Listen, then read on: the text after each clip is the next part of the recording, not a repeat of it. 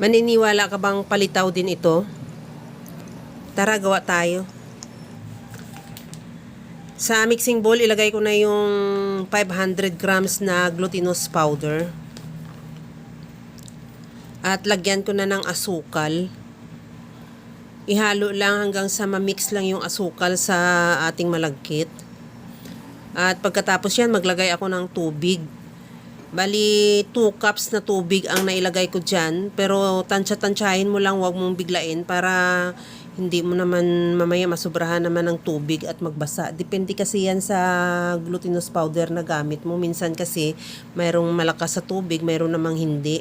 Kaya pagkatapos niyan, gamitan ko na rin ng kamay para halo natin ng mabuti hanggang sa makuha lang natin yung tamang consistency ng dough. Kagaya nito, nagdadagdag ako ng paunti-unti para kagaya lang sa ginagawa ko dahil yun ang rason na para hindi siya mabigla sa tubig. At kung halimbawa man na hindi mo siya matansya kang madagdagan mo ng marami, magdagdag ka na lang din ng glutinous powder. At okay na ito, pagka gano'n na yung medyo makunat-kunat na siya, okay na yan. Gamitan ko lang ng bali 1/8 cup na measuring cup yung ginamit ko.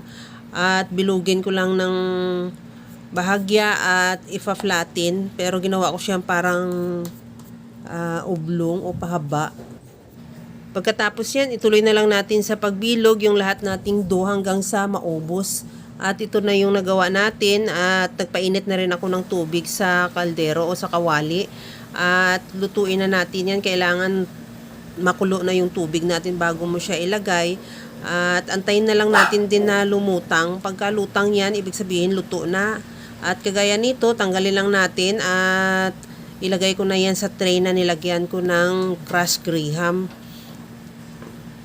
Gaya niyan para siguradong hindi siya magdikit, wag natin ipagtabi-tabi para hindi siya mahirap tanggalin. O, pagkatapos niyan, ikukot lang natin ng crushed graham hanggang sa makut lang lahat. Kagaya niyan, minsan hindi mo maiwasan, dumidikit, pero hindi naman maiwasan talaga yan.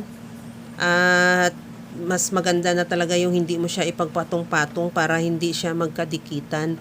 Pagkatapos yun, tanggalin na natin yan at ilagay sa ating serving plate at ready to serve na. Kaya mga kalasa, kung nagustuhan mo yung ating video, please like na lang at pakishare na rin sa inyong mga friends. At kung bago ka pa lang sa aking channel, subscribe na at i-click mo na rin ang bell button para sa mga notification. Okay na tong ating palitaw na kinote natin ng crushed graham. Sa halip na yung na traditional na niyog ang binabalot, sa atin binigyan natin ng twist na napakasarap din naman siya.